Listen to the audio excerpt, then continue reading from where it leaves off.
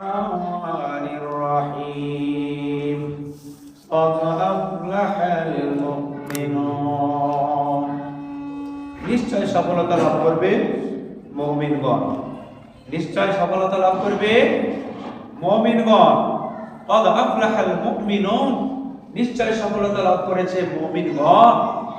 তাহলে এখানে যারা মুমিন, যারা আল্লাহ তাআলাকে এক বাক্যে মেনে নেয়, যাদের প্রত্যেকটা পদধূলি পড়বে, পা পড়বে, ধাপ পড়বে, প্রত্যেকটা পায়ের পিছনে চিন্তা ভাবনা থাকবে আমার এই পায়ের কদমটা পড়ছে ডানে না বামে, শয়তানের রাস্তায় না আল্লাহ তাআলার দেওয়া রাস্তায়, আমি পাপের রাস্তায় দিচ্ছি না আমার ভালো রাস্তায় চলছে।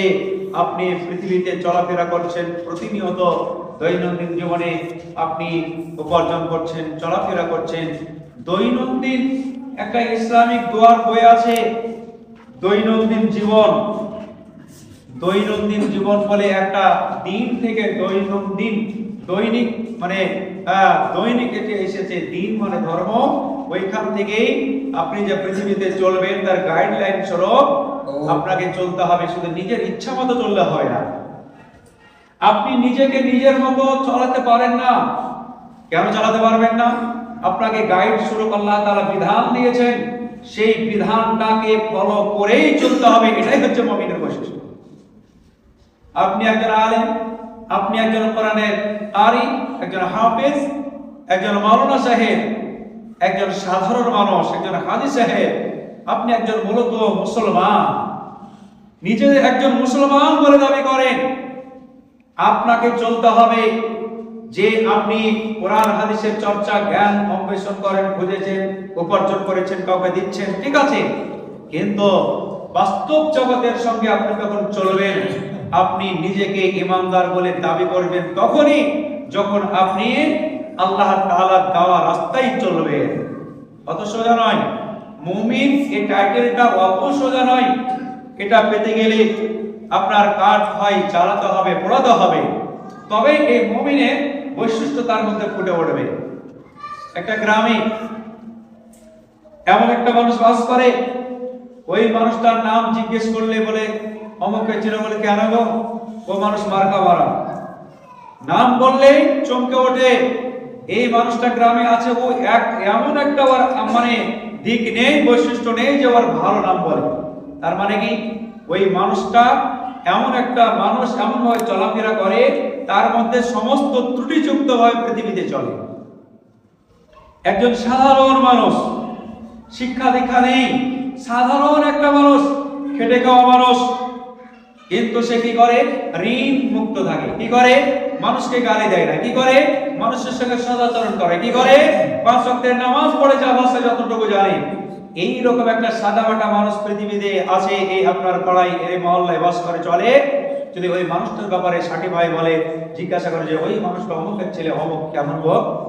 বলে খুব ভালো মানুষ গো, আদর্শবান, খুব নরম, হ্যাঁ, সে তার চলাফেরা, তার আদব কায়দা খুবই সুন্দর, খুবই সুন্দর। তাহলে পারে আপনাকে মুমিন হতে গেলে পৃথিবীতে কাঁটাযুক্ত রাস্তা থেকে দূরে থাকতে হবে। পৃথিবীটা মনে করেন, পৃথিবীতে আপনাকে দুই সাইড থেকে কাঁটাযুক্ত রাস্তা দিয়ে এমনি ভাবে কাঁটা মানে আক্রমণ করার জন্য ধরে আছে। মনে করেন একটা আল আছে, ওই আলটাতে দুই সাইড থেকে ঘেরা আছে, কাঁটাযুক্ত ভাবে আপনার ওই আলটাকে ঘেরা আছে।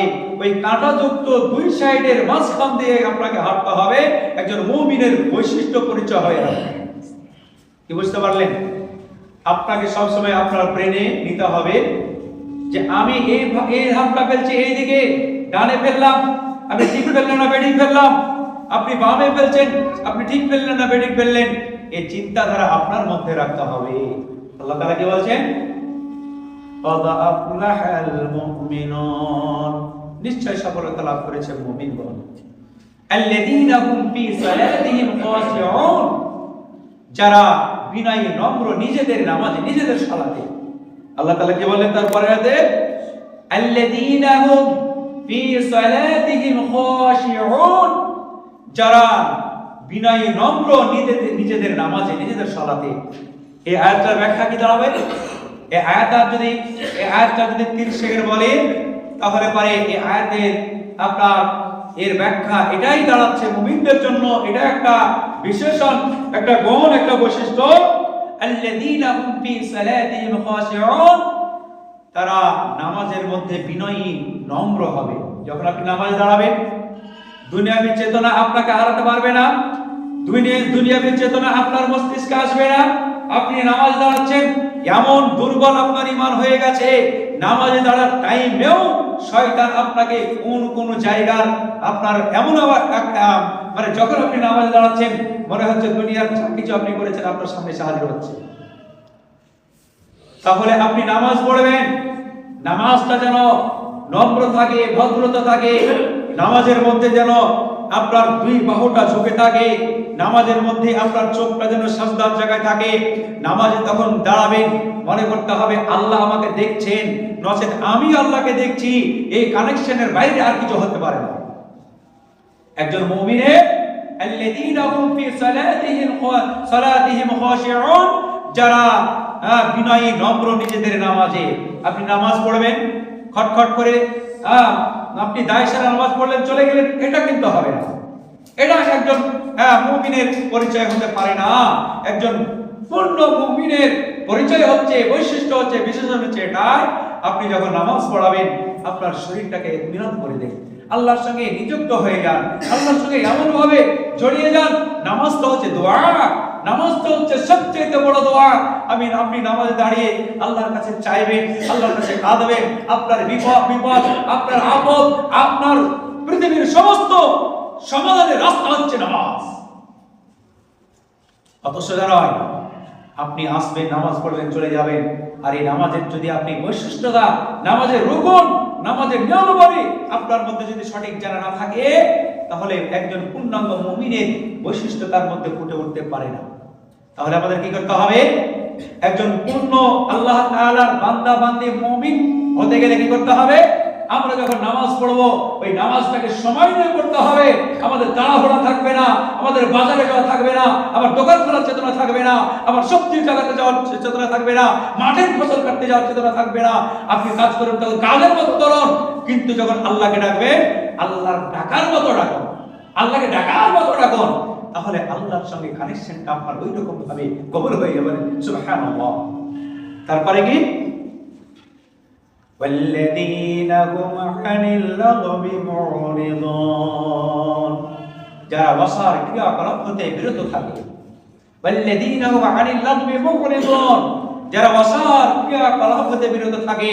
এর ব্যাখ্যা হচ্ছে যারা বাতিল, যারা শিরক, যারা অনর্থক কথা, যারা পাপ থেকে দূরে থাকবে। ওয়াসার ক্রিয়াকলাপ মানে কি? আপনার বাতিল কথা থেকে, আপনার পাপ থেকে, আপনার শিরক থেকে, অনর্থক কথা থেকে একজন মুমিন চায়ের দোকানে বসে তর্ক বিতর্কে জড়াতে পারে না। একজন মুমিন মাঠে কাজ করতে গিয়ে তর্ক জড়াতে পারে না, এটা মুমিনের বৈশিষ্ট্য নয়। একজন মুমিন পৃথিবীতে এরকম চলবে মুসাফির ব্যক্তির মতো, তার কথা হবে কম, তার ভালো দিকটা ফুটে উঠবে, প্রয়োজনে কথা বলবে, চার হাত কথা বলবে না। কিন্তু আমাদের মধ্যে কি হয়?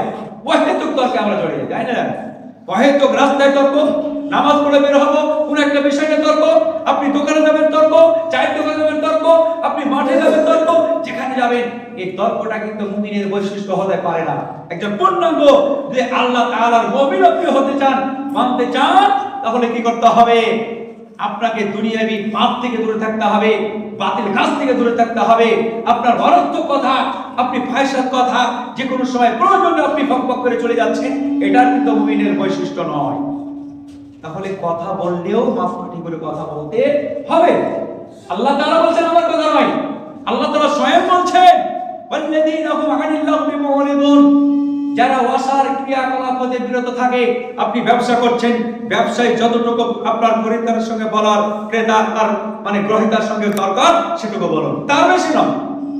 আপনি মসজিদে এসেছেন, দৈনিক কোনো কাজ চলবে না, আপনার কথা বন্ধ, তথাপি আমরা বকবক করে যাই। তাহলে একজন মুমিনের বৈশিষ্ট্য হতে গেলে কি হতে হবে? আপনাদেরকে কি করতে হবে? আমাদেরকে কি করতে হবে? অনর্থক কথা, বাজে কথা, বাতিল শিরক, এই সমস্ত জিনিস থেকে আমাদেরকে দূরে থাকতে হবে। আরেকটা মুমিনের বিশেষণ কি? والذين هم عن الزكاة فاعلون والذين هم للزكاة فاعلون যারা যাকাত জানে সক্রিয়। এই জায়গাটাই আমরা খুবই কণ্ঠস্থ, এই জায়গাটাই আমাদের অন্তর মরা, এই জায়গাটাই আমরা হিসাব ঠিকভাবে যদি না রাখি তাহলে পরে মনে করেন এই মালটা আপনার কবরে, এই মালটা সাপে পরিণত হবে, অন্যান্য জিনিসে পরিণত হবে, আর এই মালগুলো আপনাকে সেই দিন আল্লাহ তাআলা নির্দেশে শাস্তি দেবে, শাস্তি প্রয়োগ করবে কবরের মধ্যে। তাহলে আজকে মানুষের টাকার শেষ নেই। এক সময়ে মানুষ এক পেট খাবারের জন্য চাকরের কাজ করেছে, আর এখন প্রত্যেকটা মানুষের বাড়িতে মিনিকেটের চাউলের ভাত খায়। একজন গরিব মানুষের চেষ্টা করে যে আমি ভালো চাউলের ভাত খাবো। তাহলে কি কথা দাঁড়ালো এটাই যে আমাদের সুদ পর্যাপ্ত পরিমাণে হয়েছে। যদি নাই হয় তাহলে 5 লক্ষ টাকা শত, 8 লক্ষ টাকা শত, 7 লাখ টাকা শত জায়গা আমরা কিনে নিচ্ছি। সম্ভব? তাহলে আল্লাহ তাআলা আমাদের জন্য সুখ দিয়েছে। এখন এই সুখের মোহে পড়ে, এই মহব্বতের মোহে পড়ে গিয়ে আপনার টাকা যদি আল্লাহ তাআলা আপনাকে দেন, মাল যদি আপনাকে দেন, আর এই মালের যদি যথাযথ যোগ্য আপনি হিসাব না করেন, তার যাকাত যদি না বোঝেন, যাকাতের ফরজ যদি না বুঝেন, যাকাতের আইন যদি না বোঝেন, ওই যাকাতের মালটাকে যদি মনে করেন আমার মাল বলে ভক্ষণ করেন, তাহলে মনে করবেন এই মালটা একদিন আপনি মরবেন, আর এই মালগুলো আপনাকে জড়িয়ে ধরে দংশন করবে আর আপনাকে সাজাপ্রাপ্ত করতে থাকবে। তাহলে কি করতে হবে? ওয়াল্লাযীনা হুম লিযাকাতি ফাঈলুন। একজন মুমিনের বিশেষণ, তার গুণ, তার বৈশিষ্ট্য এটাই যে আল্লাহ তাআলা প্রকৃত বান্দা বান্দী মুমিন হবে, তাকে যদি আল্লাহ মালদার বানায়, আর যদি মাল দেয়, ওই মালের যাকাত আপনাকে বছর শেষে যে থাকবে টাকা, যে থাকবে সোনা, যে থাকবে চাঁদি, আপনার যে মাল থাকবে যার উপরে আপনার যাকাত ফরজ করা হয়েছে, ওই যাকাতের ফরজের মালটাকে ভাগ করে যাকাতের টাকা আপনাকে দান করে দিতে হবে, দিয়ে দিতে হবে। এটা ইসলামী আইন। তাহলে পরে আমি 3 নম্বরে আবার একটা বৈশিষ্ট্য বললাম, একজন মুমিন যদি হন, আপনি যত বড় মালদার হন, যত বড় টাকাওয়ালা হন, যত বড় ব্যবসায়ী হন, যত বড় চাকরিজীবী হন, এই মালের যদি আপনি যাকাত না দেন, আপনি মুমিন হতে পারেন না। আপনি মুমিন হতে পারেন না। আপনার মুমিন বলে দাবি করতে আপনি পারেন না, কারণ আল্লাহ তাআলা নিজে স্বয়ং এই কোরআনের ব্যাখ্যা দিচ্ছেন। الذين هم لفروجهم حافظون। তারপর আল্লাহ তাআলা বলছে মুমিনদের আরেকটা বিশেষণ হচ্ছে, গুণ হচ্ছে যে মুমিন যারা হবে তারা নিজেদের যৌনাঙ্গের হেফাজত করবে। সুবহানাল্লাহ। নিজেদের গুপ্তাঙ্গের হেফাজত করবে, নিজেদের যৌনাঙ্গের হেফাজত করবে। এই আয়াতের অর্থটা শুধু মহিলাদের দিকে সম্বোধন নয়, এই আয়াতটা সম্বোধন নারী পুরুষ সকলের জন্য।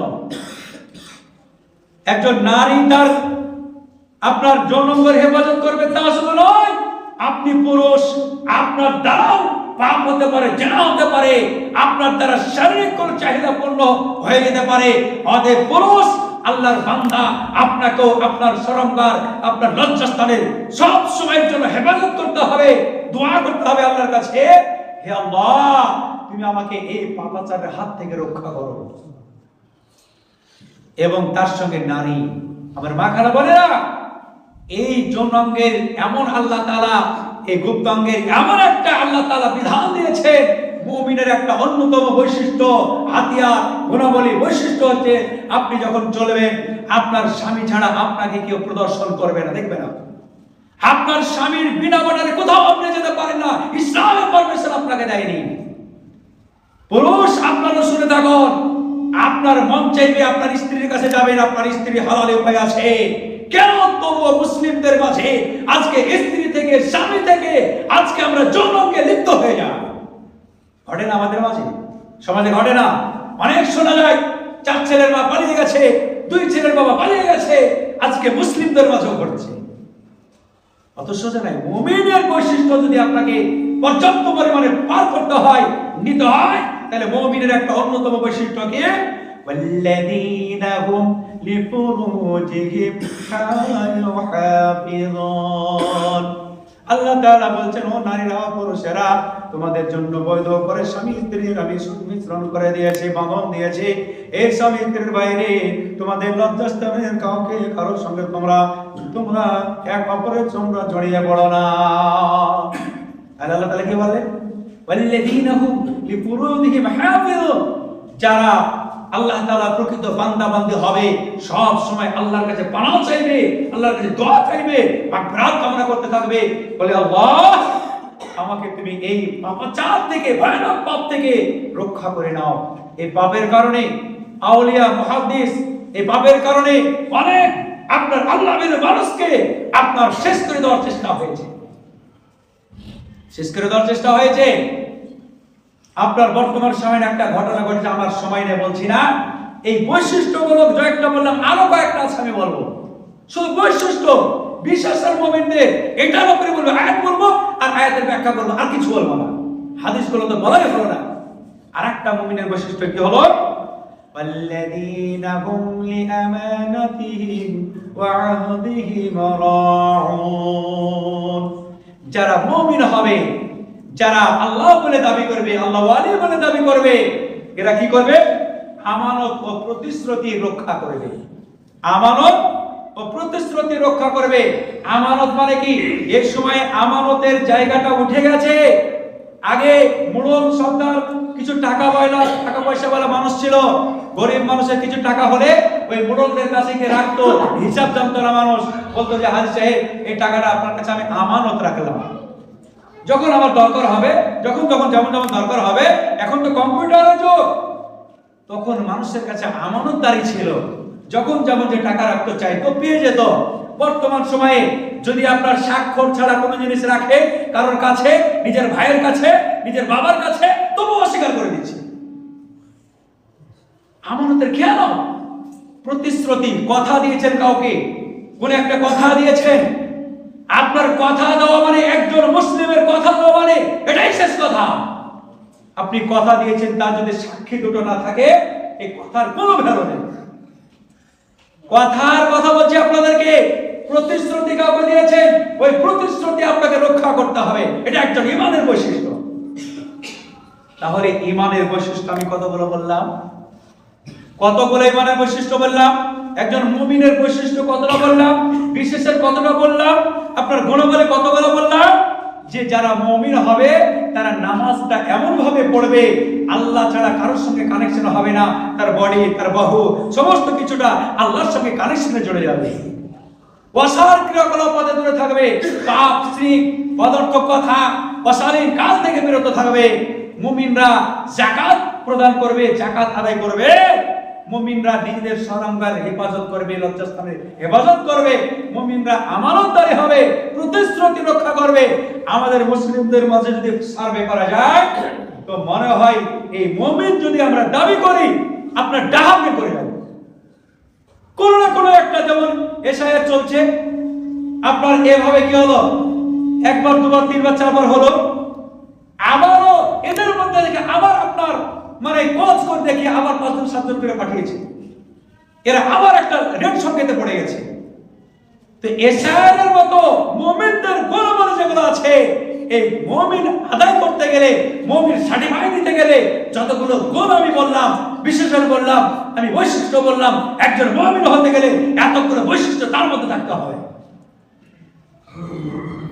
আল্লাহর কাছে পরিশেষে দোয়া, হে রব্বুল আলামিন, আমরা এই পৃথিবীতে এসেছি একমাত্র তোমারই গোলাম, তোমারই ইবাদত করার জন্য। আল্লাহ গো, আমরা পাপের রাস্তায় নিয়োজিত থাকি, চলাফেরা করি। আল্লাহ, তুমি আমাদের সকলকে এই পাপাচার থেকে রক্ষা